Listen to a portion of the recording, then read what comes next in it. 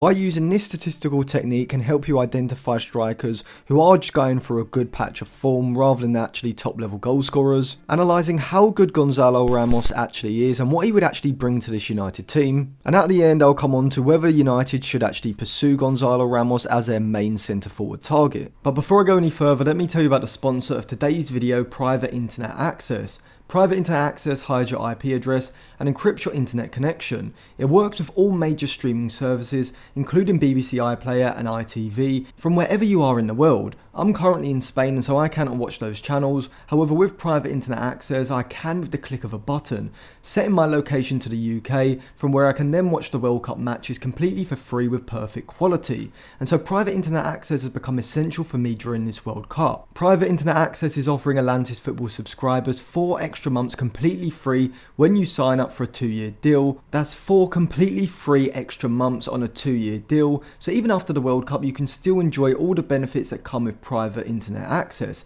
and save money at the same time. The link will be left in the description below for you to get Private Internet Access now, and of course a big thank you to Private Internet Access for sponsoring today's video. A link will be left in both the description and the comment section below for you to click at the end of this video. So just by looking at Gonçalo Ramos' FB ref report, we can see that he's clearly impressing in Liga NOS with Benfica this season. He ranks in the high 90th percentiles for both his non-penalty XG and his non-penalty goals, whilst also slightly overperforming his non-penalty XG by 0.03 per 90, showing that Ramos is not just a striker on a hot streak, having a surge in unsustainable form, but that he's creating chances for himself, and right now his goal scoring seems to be going down a pretty sustainable direction. See, when strikers first burst onto the scene, it's always best to check out their non-penalty XG, as if they are massively overperforming it over a short period of time, then this can be a sign that this top level output is temporary, and whilst right now they are showing fantastic finishing ability, when they return to their normal levels the goals will dry up, because their low XG suggests they aren't able to create high level chances for themselves. A great example of this is someone like Krzysztof Piątek, who a few years back at Genoa would go on a hot streak before getting a move to AC Milan in January of 2019,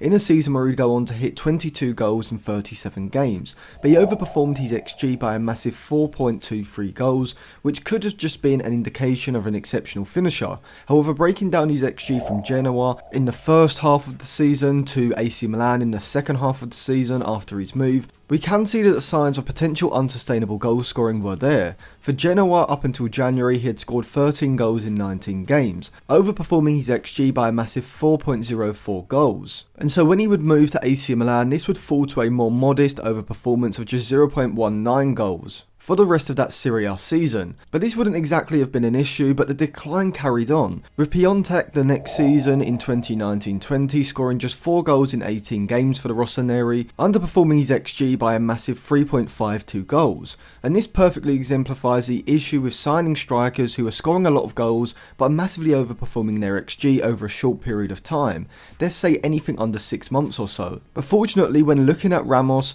this doesn't seem to be the case. His XG is pretty close to his goal output, and so this should signal that Ramos should be able to sustain this goal scoring form for Benfica. However, the obvious reply is going to be that just because he can do it in Liga NOS doesn't mean this will translate to the Premier League, La Liga or Serie A, which I would say are the top 3 leagues in the world at the moment. Now, he has shown this goal scoring form for Benfica consistently and at the World Cup as well, and I will be analysing his hat-trick against Switzerland a bit later on, but I would say judging players solely on World Cups when signing them is a rookie error, and we've seen this in the past with players like James Rodriguez, Marcos Rojo and Asamoah Gyan, all being perfect examples of this. But Gonçalo Ramos' form for Benfica this season does add extra weight to his case for getting a big move, particularly in the case of Manchester United. He's only 21 years old, around 6'1" in height, with a similar kind of build and style to Diego Costa, just without the unnecessary pent-up aggression. And so far this season he's scored a total of 14 goals and picked up 6 assists in 21 games, 9 of those goals coming in 11 Liga NOS games, 1 in 6 Champions League group stage games, and 4 in 4 Champions League qualification games. However, he's not a striker who solely relies on his goal scoring, being a forward who can sit high up the pitch, but when required required, can drop off and link the play with his back to goal, having a very good one-touch interplay to lay the ball off and bring the midfield into play, whilst also being able to use his close ball control to dribble out of congested areas. In this sense, Ramos is a much more technically gifted forward than Darwin Núñez, who does look very clunky and awkward when receiving the ball in deep areas, and is much better at using his pace to run in behind the back line instead. I would actually describe Ramos as a modern day target man. He's got the size and the physicality to win aerial duels in the middle of the park and receive long passes into his chest, which is something that Ten Hag does like in a striker, as Sebastian Haller at Ajax excelled at doing this. But inside the box, Ramos is also an aerial threat, being very good at first attacking across into the box and then being able to really use his neck muscles to redirect the ball with power past the keeper. And inside of the box, he does have a lot of poacher traits, having the awareness and anticipation to break ahead of defenders to get into goal scoring positions, which allow him to score goals that look easy, but are really created from his movement earlier on in the box. He's a great instinctive finisher also, being able to control an unstable cross or pass, bringing them down under control quickly and moving the ball into a shooting position, from where his finishing is fantastic, whether this is a quick finish after shifting the ball onto either foot, or a shot on the half or full volley, which he does like as well. I do think that sometimes his passing in the middle third and around the box does lack precision and the correct weight, but he is primarily a goal scorer, not a goal creator, and at 21 it's incredibly rare for a striker to have nailed down both to a high level. Players like João Felix and Gabriel Jesus are the opposite, players who are very good ball progressors and creators, but not at the same level when it comes to their finishing. So unless you're going to sign a generational talent like Mbappe for example, every striker is going to have aspects of their game that they need to improve. So Ramos fundamentally is a goal scoring target man who would certainly follow what we've seen Ten Hag go for before in his central striker, with Sebastian Haller being the example I would go to. But how would Ramos actually fit into the system tactically? Well, Ramos is definitely a centre forward who's more similar to Anthony Martial than Cristiano Ronaldo. Ronaldo at this point of his career was a poacher who's going to retain a high position and not really get involved too much in the build-up, whereas Martial is a deep-lying forward who, whilst he can make runs in behind the back line, and certainly at the start of his career this was his forte, is now in my opinion best when he's dropping off, linking the attack in central positions and using his quick one-touch interplay and close ball control to move the ball out of congested advanced areas and get the ball into threatening positions where players around him like Fernandez, Eriksen, Antony or Shaw can then create. Ramos is definitely a lot more similar to Martial, with both of them having the goal scoring qualities inside of the box of poachers as well. So with Martial being injury prone and his form being inconsistent, I think right now Gonçalo Ramos looks like a seamless upgrade in terms of being the type of striker that Martial is, which does suit Ten Hag's 4-2-3-1.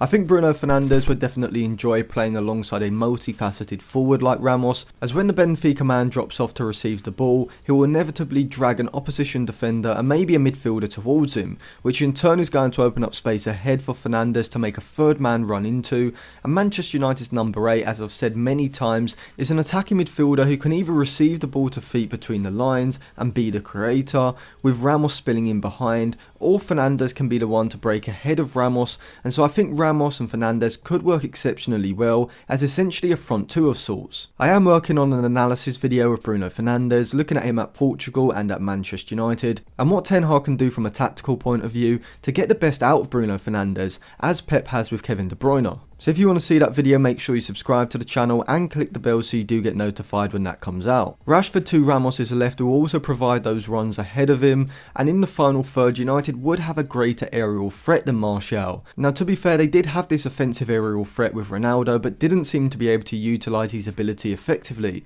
So this is definitely something that I think Ten Hag can improve upon when United do get into the final third, possibly instructing the fullbacks Shaw and Dalot to put in earlier crosses alongside Antony and Garnacho if they start on the flanks, as Ramos has shown that he is a powerhouse when it comes to competing for an aerial ball in the opposition's box and being a very good finisher when in those positions. And as we all know, Ramos did impress during the World Cup, so let's analyse his hat-trick against Switzerland in the round of 16. His first goal is probably one of the best he's ever scored. His first touch sets up the whole goal perfectly, and this is a trademark of Ramos's. His first touch in the box is always very sharp and sets him up for the optimal shooting opportunity, and as he does here, he moves the ball onto his left foot, and his finish at the near post is sublime. Ramos' second goal is all about his movement inside of the box. Dalot does excellently to accelerate away from the Swiss defender in the 1v1 and puts in a fantastic low cross into the box, and Ramos is able to perfectly anticipate when Dalot is going to put that cross in and just reacts quicker than Shah, who's marking him inside of the box, and he makes sure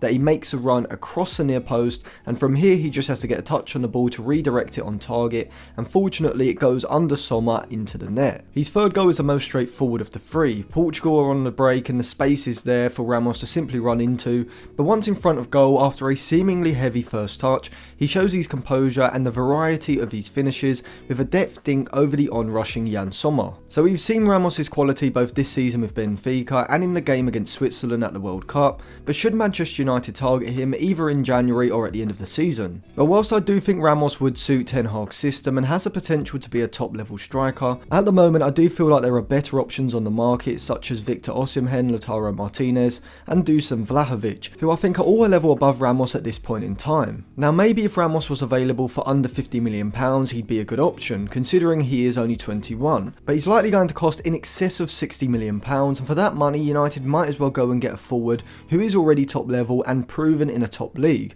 such as one of the three I previously mentioned. I think both Arsenal and Atletico Madrid should be targeting Ramos, with the Benfica man being the perfect short-term replacement for the injured Gabriel Jesus, whilst also providing the perfect competition and alternative that Arteta would want in the forward position, giving him two very good centre forwards, and with Ramos being more of a goal-scoring physical type of striker than Jesus, this is the exact type of alternative that Arteta would need. However, from Ramos' point of view, I'd avoid both Atleti and Arsenal, and I think Chelsea would be the best place for him, as Graham Potter could definitely use a target man deep lying forward kind of striker who can drop off to link the attack, allowing the two attacker midfielders situated behind him, Sterling and Havertz for example, to break ahead of him into central positions when Ramos drops off and drags one of the centre backs out of the back line. However, I do think Chelsea, like Manchester United, would be better off going for one of Osimhen or Lautaro Martinez, though they would probably cost in excess of £80 million, so maybe if Ramos was available for around £50 to £60 million he would be a viable option. But for Ramos' career, I think the best thing for him to do is definitely stay at Benfica till the end of the season, and probably for another season after that. This is because I think in Liga NOS this will allow him to develop his game further, and eventually when one of the super clubs like Manchester United, Real Madrid, Barcelona, etc. need a striker in his mould, he'll be at the level needed to come in and have an instant impact. So thank you for watching. If you liked the video, remember to give it a like, subscribe to the channel and click the bell. Check out some of my other videos which will be linked in the description. Put your thoughts on Gonçalo Ramos as Manchester United's potential next striker in the comments section below as well, and follow me on Instagram and Twitter, which will be in the description as well if you do want to see more content on other platforms.